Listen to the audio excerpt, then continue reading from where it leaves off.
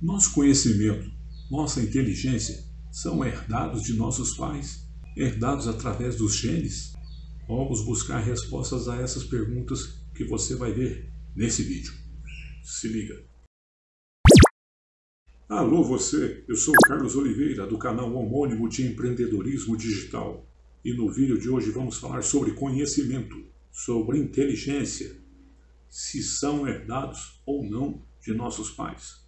Pesquisei sobre o assunto e vamos destrinchá-los a partir de agora.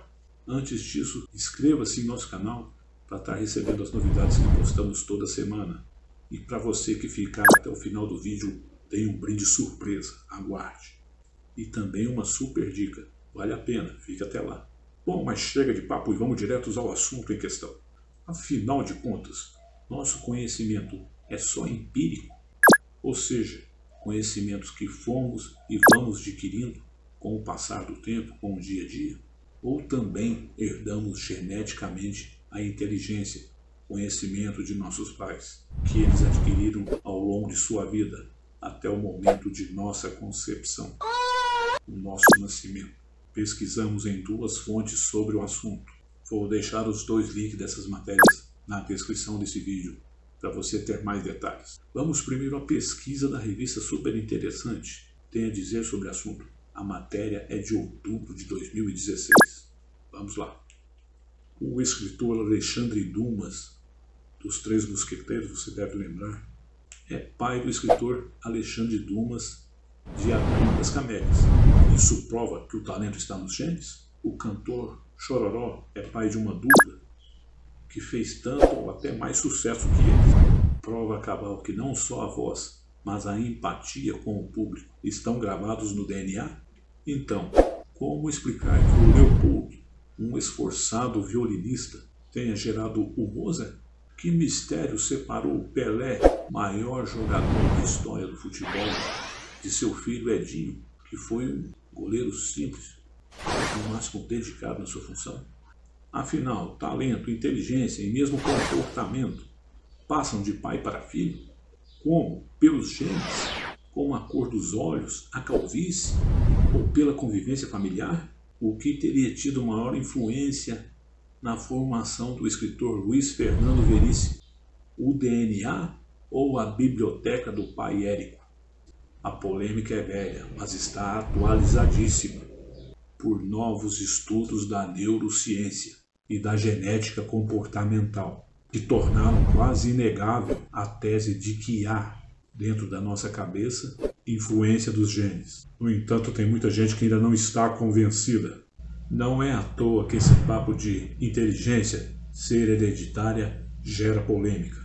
A crença na hereditariedade de traços intelectuais deu origem a muitas tragédias no passado. Tudo começou no século XIX, logo após Charles Darwin publicar A Origem das Espécies. Seu primo francês Galton aplicou a teoria da seleção natural para humanos, criando a infame teoria eugênica.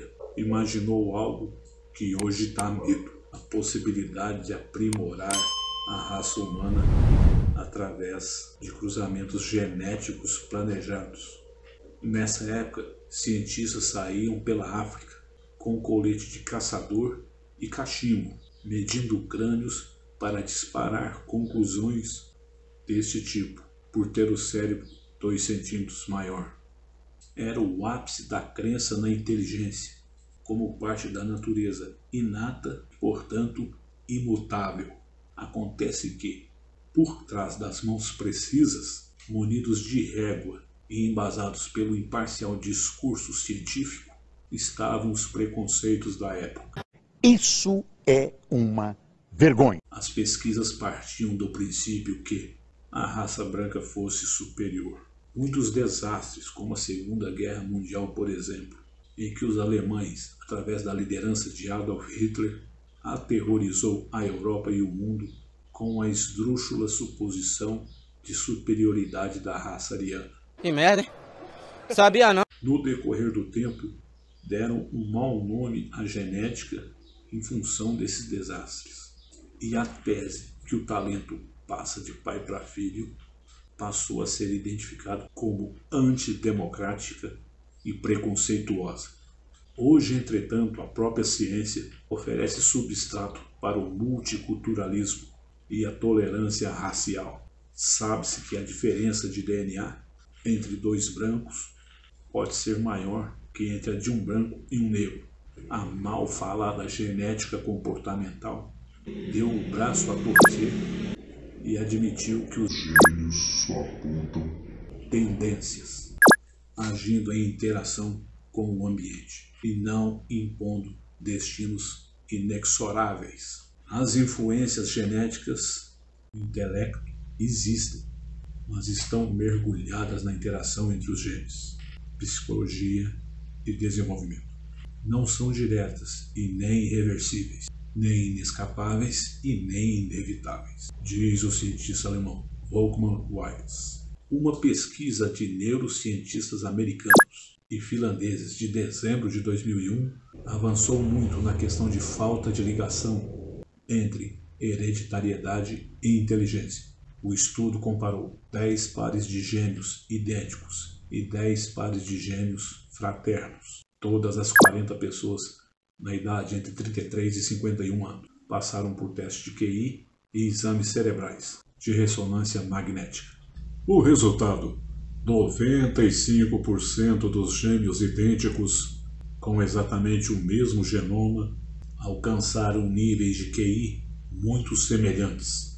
Já entre os gêmeos fraternos, que compartilham metade dos genes, 50%, isso aconteceu só com 60% deles. Bateu direitinho com o que os geneticistas esperavam. Quem tinha genoma igual, tirou nota quase sempre igual. Quem tinha genoma 50% igual, tirou nota 50% diferente. Outra coisa, os pares que se deram bem no teste de QI tinham, segundo o exame de ressonância magnética, a região do córtex frontal do cérebro, a área acima dos olhos. Acertou, ah, miserável! E regiões de processamento da linguagem maiores e mais desenvolvidas. Ou seja, a inteligência parece estar mesmo associada, se não ao tamanho do crânio, pelo menos à quantidade de massa cinzenta. Isso não significa que quem tem um lóbulo frontal mais desenvolvido está com a vida feita. Nem que os recrutadores do Departamento de Recursos Humanos deveriam admitir o pessoal analisando somente as radiografias do cérebro. Primeiro, porque o que se herda, segundo a pesquisa, é a capacidade de ser inteligente e não a inteligência em si própria. As potencialidades precisam interagir com o ambiente. Segundo, porque o que se chama de nível de QI não é a medida da capacidade de todas as técnicas e áreas de conhecimento. QI mediria o raciocínio lógico, que ajudam as pessoas a ir bem na escola, mas não os torna mais criativos. Nossa pesquisa mostra que os genes determinam os limites, diz Paul Thompson, professor da Universidade da Califórnia e coordenador do estudo. Quer dizer então que não é certeza que um casal talentoso gerará apenas gente talentosa? Não. E quem pode negar com autoridade essa hipótese é a estudante Anne Maximilian Nunes, de 19 anos, americana de Santa Clara, na Califórnia. Ela é fruto do repositório de escola Germinal, um banco de esperma criado em 1981 por um magnata californiano chamado Robert Graham, usando apenas o esperma de vencedores do Prêmio Nobel e ovos de mulheres de alto QI. Graham pretendia criar uma geração de gênios. Anne, nascida a partir de um espermatozoide de Edwin Macmillan, Nobel de Química de 1951, deveria ser um deles. Eu me considero uma pessoa inteligente e feliz, mas não mais inteligente e nem mais feliz do que a média, diz ela.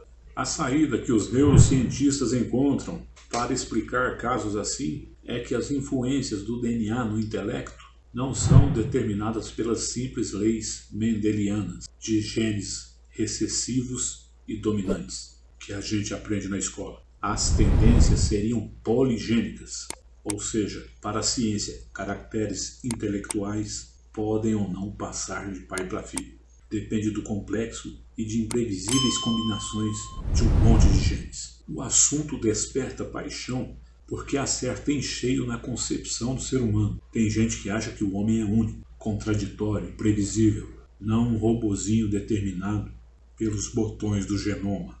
Outras pessoas fascinam-se com esse complexo mecanismo bioquímico e interpretam como uma vã rebeldia a vontade do homem de se achar maior que ele. A essência da vida são as experiências adquiridas ou a longa cadeia de DNA. Tudo indica que não seja nenhum nem outro, mas um pouquinho de cada. Esta foi a matéria da revista Super Interessante. Agora vamos à matéria do portal Educação. Os geneticistas do comportamento demonstram que a hereditariedade específica afeta uma gama notavelmente ampla de comportamentos. Segundo eles, além das características físicas, como cor dos olhos, tipo sanguíneo, altura, magreza, obesidade, são claramente herdadas. E os fenótipos, para traços mais complexos relacionados à saúde, à inteligência e à personalidade, estão sujeitos tanto a forças hereditárias quanto ambientais.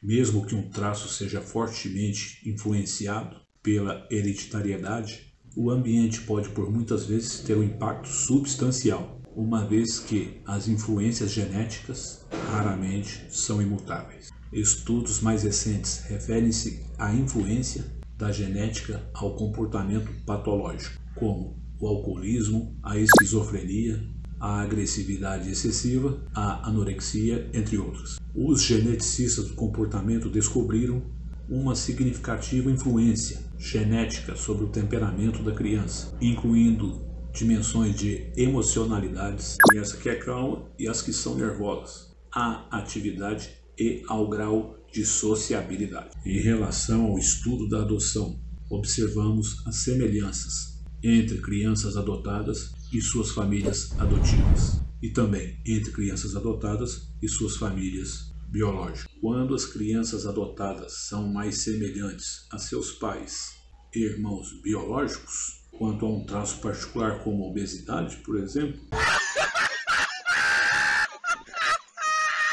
vemos a influência da hereditariedade. Quando se parecem mais com suas famílias adotivas, vemos a influência do ambiente. Alguns estudos, como o Projeto de Adoção Colorada, comparam as semelhanças entre irmãos adotivos com a semelhança entre irmãos geneticamente relacionados. É importante observarmos que a genética ou a hereditariedade tem uma forte contribuição e influência para o desenvolvimento humano, porém não é determinante para caracterizar o comportamento do indivíduo. Não podemos ignorar o fator ambiente, que muitas vezes acaba sendo mais intenso na influência psicológica do indivíduo do que propriamente a hereditariedade. Exemplo, uma criança que cresce em ambiente hostil. Ah, morre, diabo!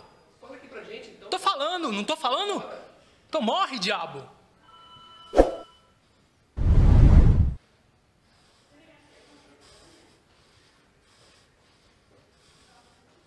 Tem a tendência de, no futuro, desenvolver esse tipo de comportamento. Ou também existe o inverso. Por perceber tanta hostilidade, acaba se comportando da forma inversa, por não se identificar com aquele tipo de ação. Outro exemplo, uma criança que desde pequena vivencia o pai bebendo e causando transtornos para a família. Quando se torna adulta, pode ser que ela tenha aversão à bebida, ao álcool, ou que se torne uma alcoólatra como o pai. Nesse caso, a hereditariedade pode ou não se desenvolver, pois existe a questão do livre-arbítrio. Cada ser humano tem uma possibilidade de escolha, de agir ou não agir de tal forma, ou procurar a ajuda necessária para não desenvolver aquele tipo de comportamento, por um tipo de ação que não seja funcional para a sua vida. Mesmo dentro dessa lógica, ainda se discute muito sobre os efeitos da hereditariedade e do ambiente. O mais importante é refletirmos que os seres humanos continuam a se desenvolver por toda a vida, e o desenvolvimento geralmente reflete uma combinação das duas forças. Além disso, Os mecanismos pelos quais o ambiente atua não podem ser descritos com a mesma precisão com que se podem descrever os mecanismos da hereditariedade. Tampouco se pode fazer comparações controladas, uma vez que duas crianças nunca, nem mesmo gêmeas criadas na mesma casa, têm exatamente o mesmo ambiente. Atualmente, a maioria dos psicólogos do desenvolvimento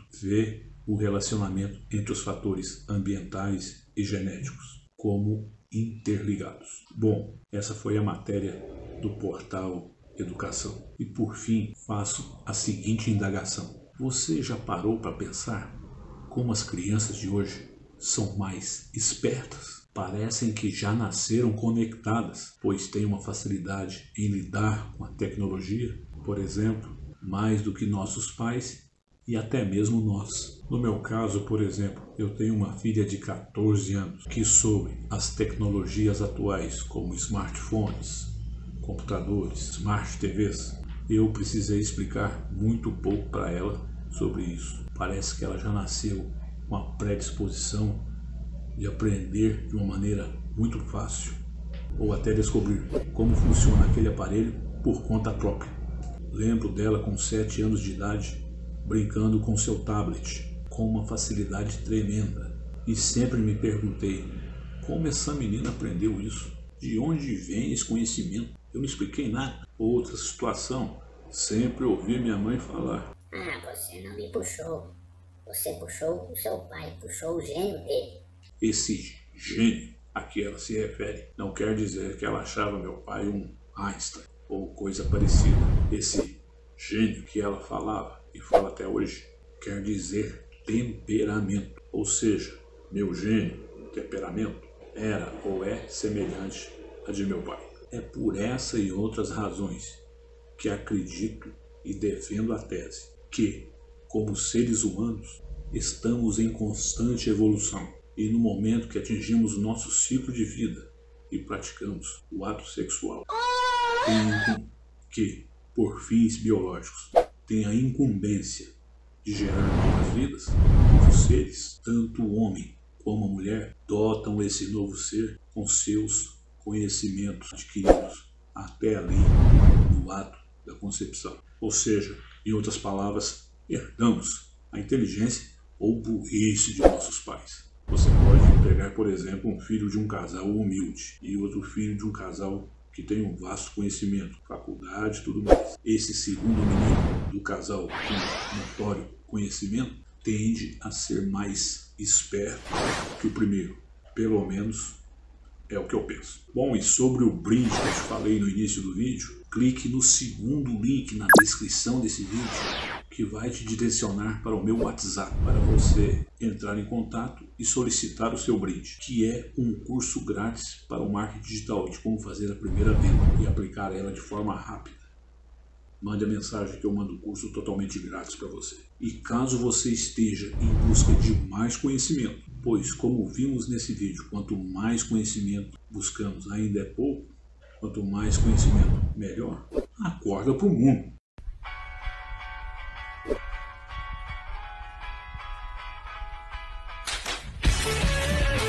Tem um curso completo para você que quer montar ou aperfeiçoar seu negócio. Um curso completo, totalmente passo a passo. É só clicar no primeiro link que está na descrição desse vídeo, logo abaixo. E se você gostou do vídeo, deixe seu like, inscreva-se no canal caso ainda não fez, comente, interaja com o canal, compartilhe com seus amigos, pois afinal, se você gostou, eles vão gostar também, ok? Beleza? Bom, obrigado pela atenção e até a próxima.